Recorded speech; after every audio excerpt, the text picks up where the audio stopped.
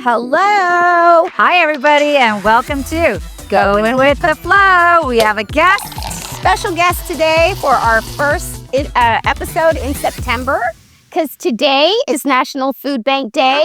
And when I think about the food bank, I think about HEB. But on a personal note, I think about our good friend, Danny Flores, who oversees public affairs for HEB. So we're going to talk about food bank today, and we're going to talk about all the great stuff that Danny does. We kind of let you have a profile into this, a preview into this. We talked about all the disaster relief that him and his team do. So we're super excited to talk about that. And by the way, Danny is our first male guest. Yes. So all of our male, you got the testosterone in the house. Should I be worried or any? Should I be worried or no? Oh, no, I don't think so. Not yet. Maybe if we have a couple of more side, has to be worried. Well, just to be honest, everybody's making me feel right at home. Yeah. So I'm just gonna real quick. Yeah, go for it. I'm just getting to know him. I'm just meeting him today, but I've got to say how I feel about HEB. I tell everybody. I first of all, the customer service is impeccable. Like, no matter when I go, what time of day I go, I'm always greeted with a smile. It's curbside now. Greeted with a smile. The returns are no problem. Oh, yes, the blueberries were mush. Okay, let's get you a new batch. So I love HEB, and just the fact that I can get to hear your side of HEB, of the people that I love. I'm so excited about that. So yeah. So I would say that one thing that HEB does really well with their customer service is it's consistent. yes. Whether you're going to the Nagalitos one, or you're going to West Avenue, or the HEB, HEB Marketplace, we love them all. And it's consistent. I gotta say HEB Southside, right? Hey, Zamora Military. Orale. Hey, I knew he was a guy that I needed to know when he said the word vato before he went on air. So, Absolutely. yeah, love it. Okay, Danny, so Yes. let's start with your career at HEB. Tell us a little bit, because you've got a great story. Not everybody stays with one employer for as long as you have or continue to do. So you're obsolete, really. I have not jumped around to a lot of jobs. Maurice has been a teacher for 32 years. So my jobs, I think the longest I stay is about 8 years.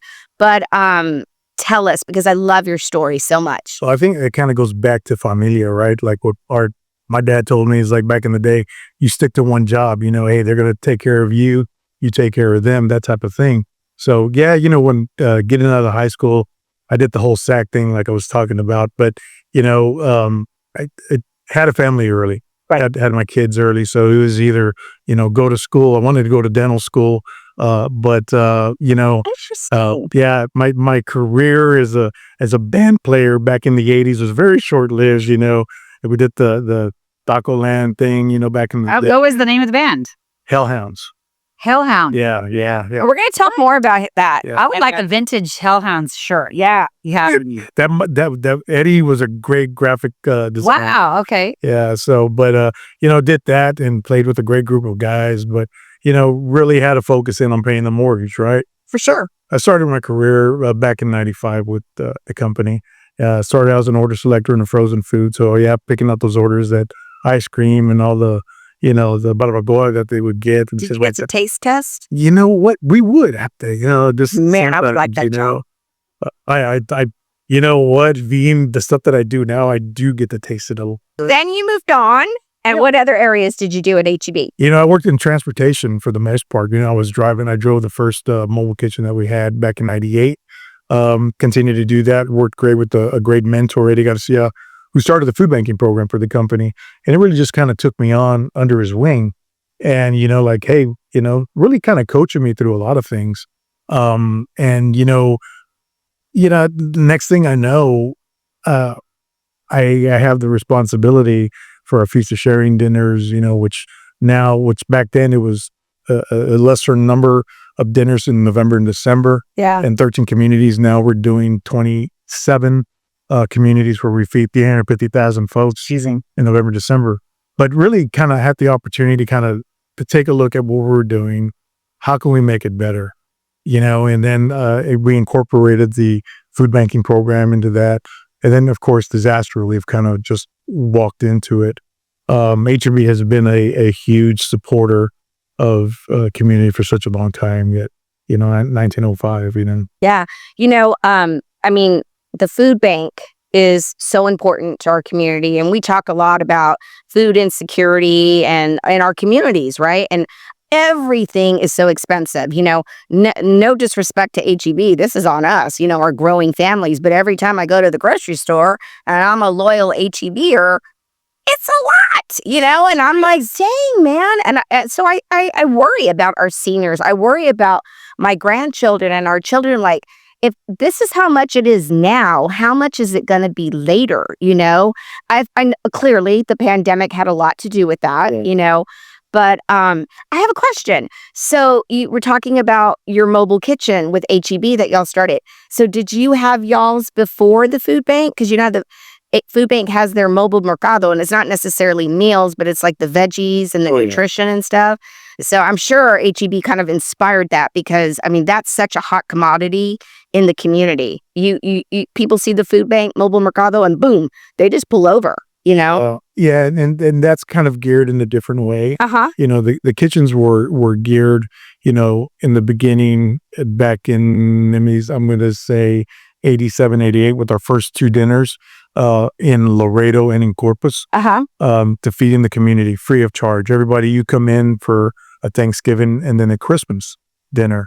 But to do it right with food safety, right? We don't want anybody getting ill. So we just make sure we cross all the T's and dot all the I's for all of that. So that's kind of how the first mobile kitchen came about. It's interesting. Yeah. So when did you start getting into the disaster recovery and disaster relief and since you and I, we went to high school together. Danny is a childhood long-term friend of my husband's, and so since I've known you and Leona and everybody, it's just been like what you do and the time you spend and your team. And I really want to spend some time talking about that. But when did you get into the disaster relief kind of area? Wow. I think it was like shortly after 95, Uh-huh. because we were helping support flooding, in the Rio Grande, Yeah. the Del Rio, Eagle Pass area. And you take to the hurricanes. Yeah. Yeah. Yeah. And it just, as we continue to work on support, relief, we just kept on looking at it a little bit more. How can we better serve our community, right? Customers? Because being able to be in a community, to be able to run a business is a blessing, right? Yeah. So we've always said, what's giving back is our best way, whether it's in food, education, For sure. medical, For sure. so that's kind of one thing that we've done over the 30 years. Rita, Katrina, and helping those victims come up. Harvey, the floods in the hill country. You name it. We just see HEB driving there with the shopping cart. Yeah, on top of the truck. And by the way, we're gonna go a little bit long because this is really important, and we really want to tell the story of Danny and HEB. So, my next question would be, Danny.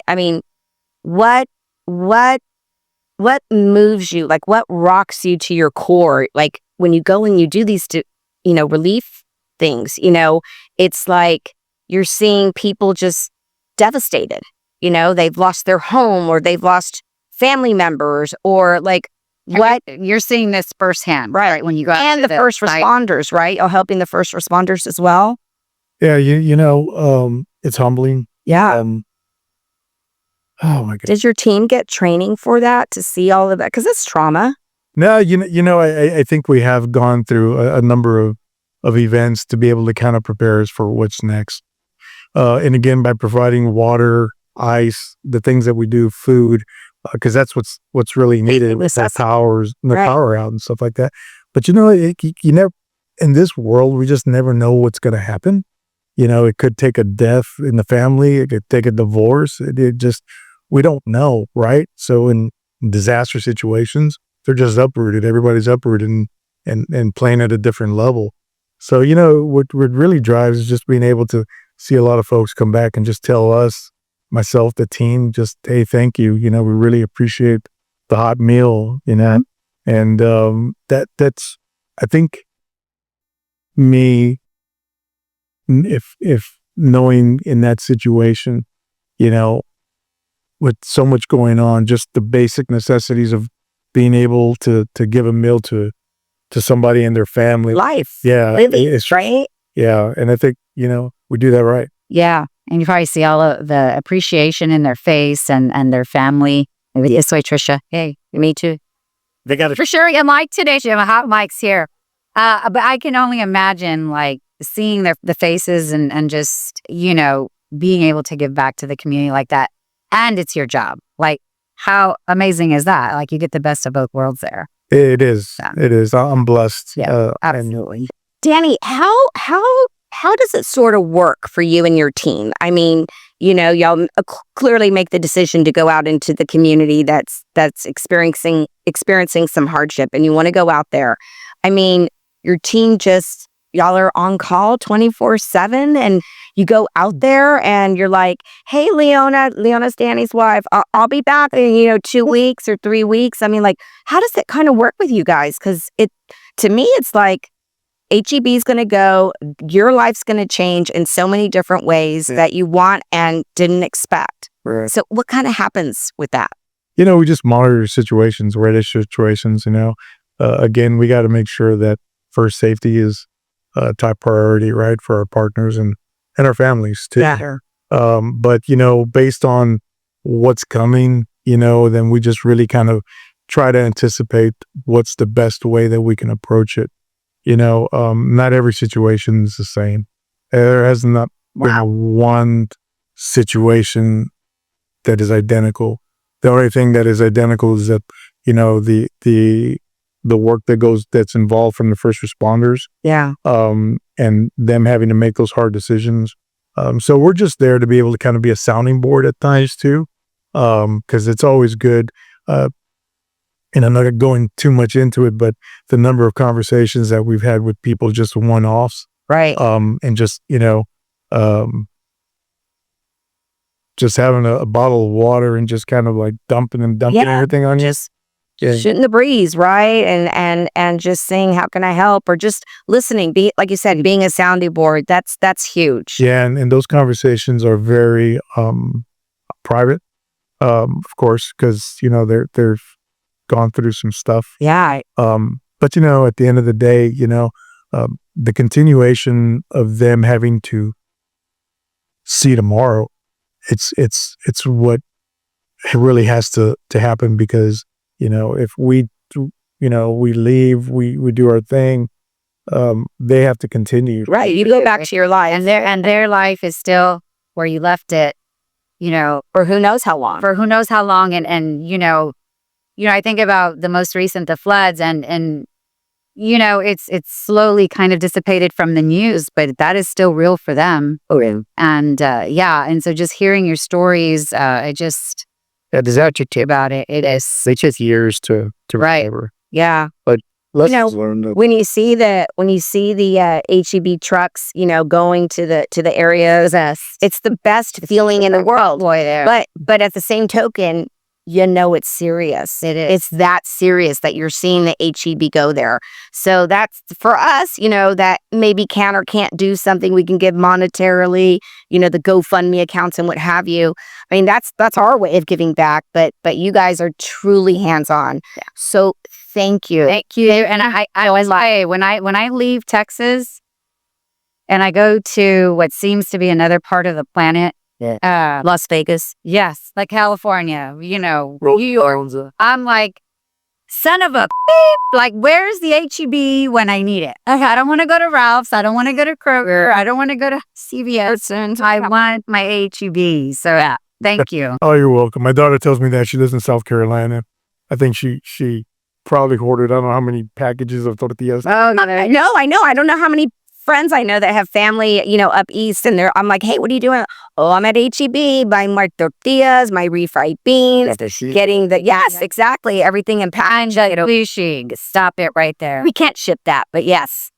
Says, all right. Well, hey, so we're going to be back in a minute. Take a drink break. We're going to take a drink break, and we're also going to come back and talk about Danny the Man. yes, I'm ready soon. Dive into this music man. All right. So we've been talking about Danny and we're talking about HEB, where everything is better. But we want to share the personal side of Danny, the side I know. And so we're going to start with a little bit, right? Your love of music. And, you talked about that just a little while ago.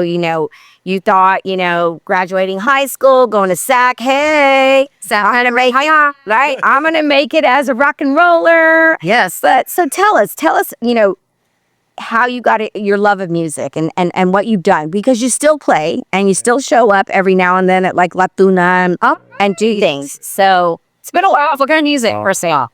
It started back in the day, like Plimsolls, and of course all the stuff that we loved, In Excess, Los Gonzales, Yeah. Okay. Motorhead, Sunken Gardens, going back in the day. But really kind of in the neighborhood, in the barrio, my neighbor is Ralph Lopez. That was actually another Ralph Lopez, right? Brother Eddie and Randy Garabay. His dad, the Barbacoa Blues, I love that. I would listen to them, and Eddie playing drums and, my love for Chuck Berry back in the day, I loved it. Very. Wow. Doing the dance, you know what I mean? And American Bandstand. And, I wouldn't stop.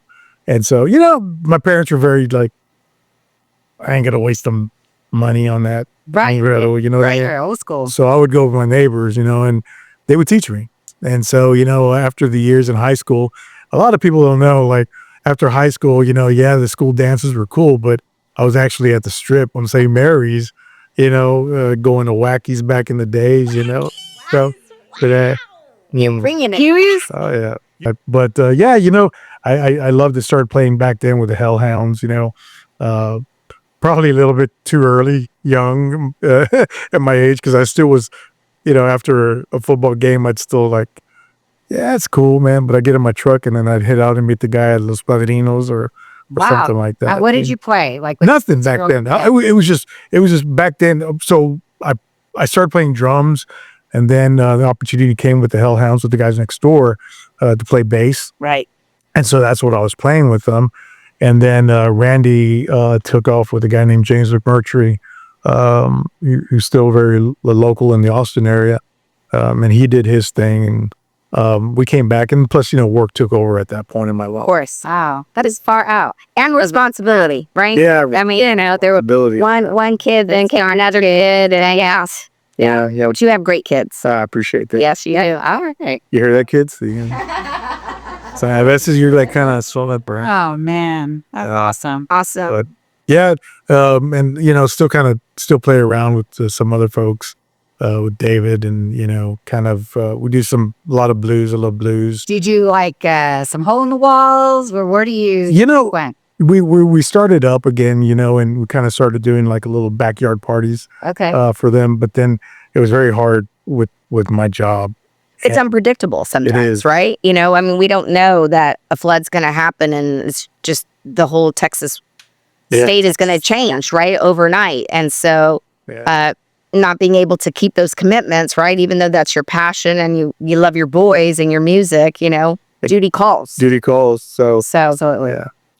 Okay, so now we're going to turn this a little bit because we want to do some more personal things about you. We're going to dig, we're going to dig. Okay, so dig, girl. All right, I got the mic. I have my right here.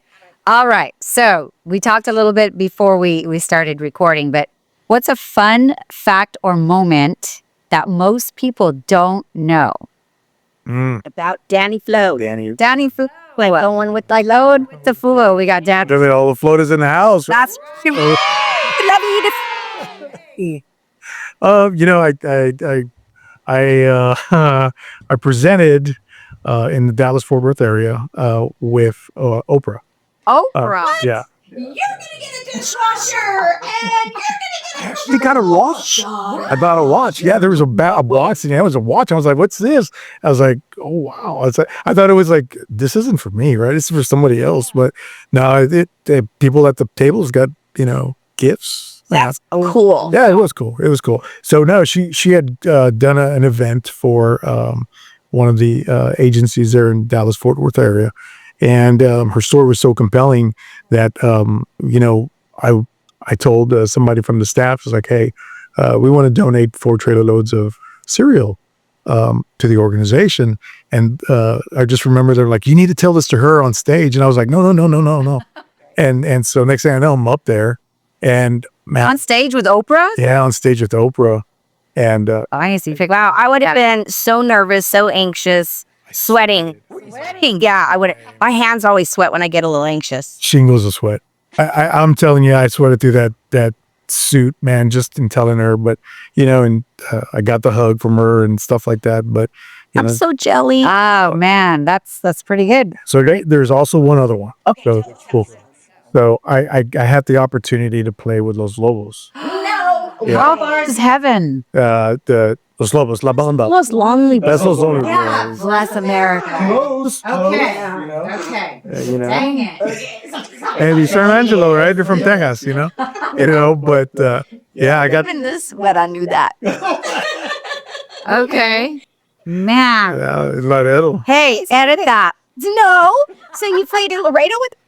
Yeah. So we're doing an event with the food bank, and they happen to here. they happen to be at the hotel, and I'm such a huge fan of them, and they're out there having a couple of drinks, and Conrad Lozano, the bass player, the man crush to play bass, Absolutely. and we started talking. David Hidalgo came by, and I got a picture with them, and by the time it was like 3 hours, and he's like, "Hey," he goes, "Tequila?" I was like, "Oh no." Uh-oh.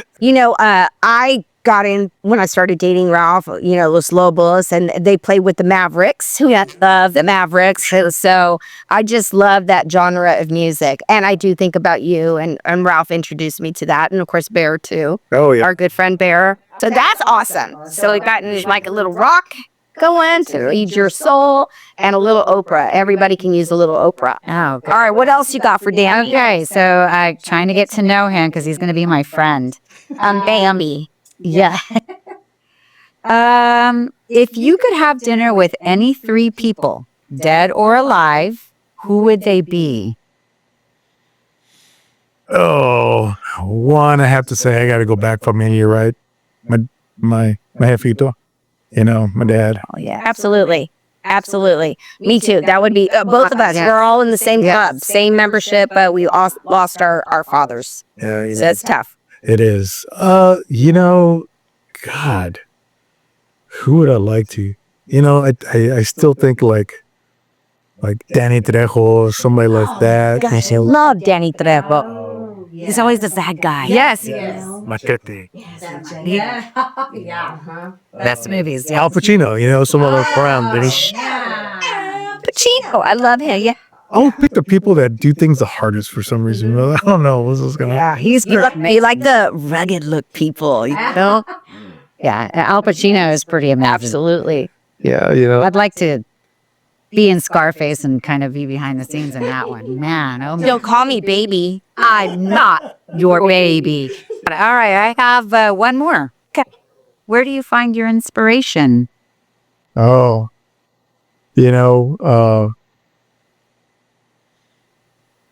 one, I know she's got to tell me whatever, but my wife, being able to kind of allow me to do a lot of the things that I do. Because, like you're talking about Ralph with that little bit of crazy, she's got a lot of that with me. Oh, yeah. Okay. I can see that. Got a lot of patience. Yeah, definitely. And she's truly has that unconditional love, Yeah, you know? she does. She sees things for what they are. And I think sometimes we live in a gray area. Absolutely. It is what it is, right? I mean, What I love about Fiora is that she lets you be you. And hey, we all sometimes need a little reeling in sometimes. And she's real good about that, Oh, yeah. and she doesn't disrespect you. She doesn't make you feel embarrassed. She's just like, it's time, Danny, Yeah, no. And it's her being her own businesswoman too, She does real estate. okay. Yeah, she's got her own, she's a broker.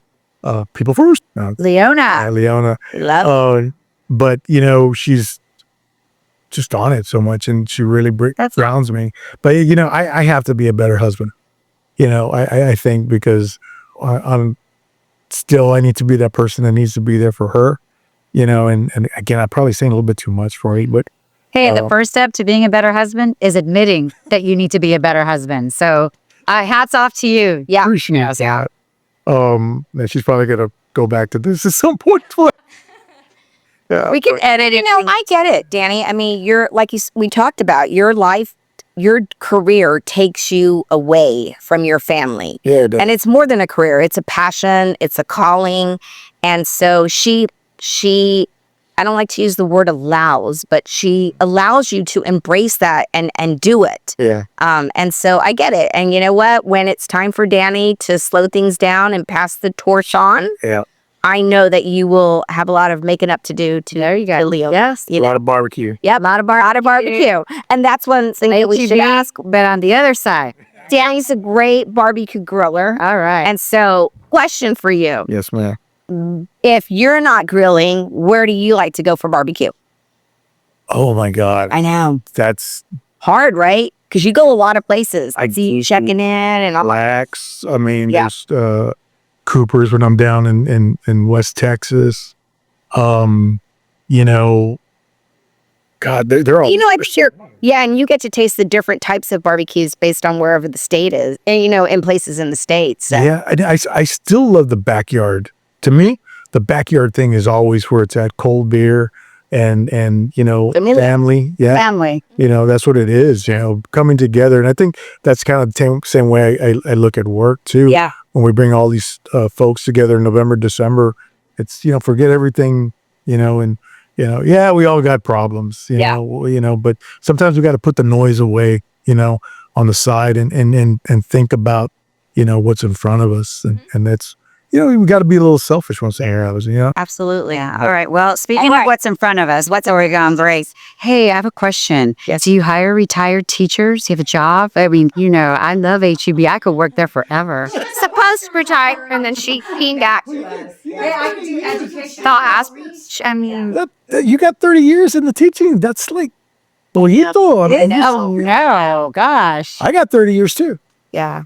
Yeah. But that's what discussion. I'll get back with you later. Get back with me. All right. So we're going to come right back. We're going to do a little sneak cam because Danny's sneaks on. Maybe a little stream it or skip it. Yeah, a little bit more. Yeah. We got stuff to talk about. We'll see you in just a Do and 2 shakes. 2 shakes. Cheers, Danny. Cheers. Okay, we're here with Danny. We got a little noise in the background, but we love him. Hi, Ralph. So, we're going to do, what are we going to do? A couple more getting to know Danny because I'm a fangirl of HEB right now. So, yes. So, with Danny, too. Danny, walk us through a typical day in your job. Typical day in my job. Everything has to start with a cafecito Cafecito. At home or at HEB? at home. Okay. Are you a black coffee drinker or you got to have a little this and that? Tell us what your kind of go-to. So, Texas pecan, to be quite honest. Oh, man. That's good stuff. But also too, a little bougie thing. I do whipped cream on top. Do you use a frother? I used to, only because the owner was. bougie. She have to have her tea. So I do ours together. We wake up early, and that's kind of been our thing. What time do you wake up? Too early. Yeah. Sometimes You're a fiver? 6. Yeah. Yeah. I am gloves. I'm trying to. Yeah. Trying to. I wake up. I never feel bad about texting Marty because she's up and she's going to the gym by 5:30. Oh, you're Jim. I'm 5 a.m. Yes. I'm like, oh my God. Okay, look at you look at your phone. You look at the emails. I start looking at my day. I looked at the day prior to it. If I got offsite meetings, things of that nature. Yeah. But usually the shop is where kind of we do our thing. So our team is pretty much based of drivers, and mechanics. So we're always either doing mechanical work on some of our equipment, or we're doing deliveries. Our team are doing deliveries, right? We're looking at what do we have next in line, either on a food banking perspective. This coming month Right. is Hunger Action Month. Right. Oh, okay. So The food bank day, right? yeah, Yeah. and we work with 21 food banks across the state. So how do we work with them to make things a little bit easier for them? What are we doing as far as our programs are concerned, but also too, working with Feeding America, the global food banking network, where they're at. So we're always somewhere, and then I may have a board meeting. Yeah. I'm on the board of Corazon Ministries. downtown too. So Oh, Corazon Ministries. Okay. You want to do a little shout out to them? What do Yeah. you do? thank you. Hey, Erica, Borrego, she does a great job, CEO of Corazon Ministries. So we take a lot of care of our folks who are just still trying to find a home, Yeah. living on the streets. So a lot of medical stuff. Yeah. Food insecurity, homelessness, it's real. It's real. So real. It's so much more prevalent here. I used to see it mainly when we would go visit our friend Guy Purser over in San Francisco. It was really in your face. Now it's really in your face here in our hometown. Yeah. And it's been like that for several years now. Yeah, it has. I've always said there's no reason for any woman, child, man, vet. To take care. Right. And that's the Right. step that breaks my heart. 1 out of 7 kids in Texas is food insecure. Yeah. And we're just trying our best to be able to kind of do what we can. So Well, Danny, I think that Marisa and I need to show our faces at Feast of Sharing. Yes. what did you Okay. So we will be there this year and help support you and your team. there? And so, Joey, I think it's time for a little sneak cam. Yes. Look at those. Those are so some Adidas. All right. Come over here, baby. Right here. Okay, so I got a new, these are not new. These are my old favorites. These are Vans. Bringing them back in. And these are special custom made Vans that I created because the beach is my happy place. I see you're talking. Yes. Whoa. All right. Vans. And look, Danny has Vans on too. No peanut gallery, all right? I'm the only one who did. Oh, Joey, come on, babe. You get your Kohans in here because Okay, that's really well, sweet. it was a band day. Otherwise, I would have done my Vans as well. What book, movie, or TV show would you ask or advise everybody to watch? Advise. Oh my. Like, this is your movie, this is your book, or this is show. I love that one. I was going with Happy Gilmore too. Oh, I saw that. Okay. How did they get up those books in one, Right? Oh, That's a great movie. Yeah, it's a little slow sometimes, but it's funny. Now, Rudy's a good one, but I love the stuff that you just don't see every day, like Serpico, like, Boondock Saints, Yeah. but things like that. I just like kind of off the wall stuff. All right. You got to stream it. So I have a stream it. I am obsessed with, crime drama stuff. So right now I am watching the Twisted Tale of Amanda Knox. Foxy Noxie. And I was very disappointed with Hulu that they only put out 2 episodes at one time. Is that right? I thought it was going to be a mini, a little limited series thing. That ain't right. But I might have mentioned this when we were at the Saluna Botanica event this past weekend, but Ooh, I want to go there. it's executive produced by Monica Lewinsky, and it's really good. She has a production company. I read about her, and interesting how they both have similar stories, and they were just catapulted into the media unwantingly, unknowingly, and their lives are forever changed. I mean, everybody knows who Monica Lewinsky is. Everybody knows who Amanda Knox is. Everybody will soon know who Going with the Flow is. That's right. So the flow. All right. Yeah. So Foxy Noxie, check it on Hulu. I have started watching those episodes. I just finished Hostage on Netflix. It's okay. Who's in it? It's a British actress. I haven't seen it. I saw the preview. It's good. I binged it, which means it was worth my time. About a British prime minister, and she works with the president, the French president, female also. So they're both females, and there's a lot of scandal, and they kind of work through that. It's very political. Is the main actress from Jacob's Ladder? Because she kind of looks like her. Yeah, I can't remember her name. Me, Yes, I blame Apple TV. Yeah, I thought it was, but I wasn't sure. show. It's number 1 on the Netflix shows right now. I can't get past The Office. I'm like, dude, Michael, I still can't get past Michael. Yeah, and it's funny because myself on Drea Monreal and Leanne Ramirez on my team, it's kind of like The Office, We all have that version, right? Yeah, you know what I mean? And it's just kind of like, which I got to give a shout out to them because they're on my team. Yeah. And one handles logistics for our kitchens, and the other one does a lot of food banking stuff. Andrea does. And Thank you for your service. they're badasses at their job. All right. We love badasses. Yeah. And they're two of the, I think, brightest women that I do know. It's just awesome. Yeah, they're awesome. It was so amazing to meet you. Yeah, I can't wait to know more about you and behind the scenes. We'll chit chat a little bit longer. Yeah. Thank you for coming on the show. No, I appreciate you guys having Danny, me. I've been telling you, you were one of the first people that reached out to me when we started the podcast. You're like, I can't believe it. I'm so proud of you. And I was like, I want you on my show one day. And I love the hat. I love the look. This is him. Yeah. Sometimes he has his little chunguito on and back, and sometimes he doesn't. Geeky. So nice meeting you. As we close out our first episode for September, Let's raise a glass. we're going to raise a glass and close it out with peace, love, and love. Here, everything's better.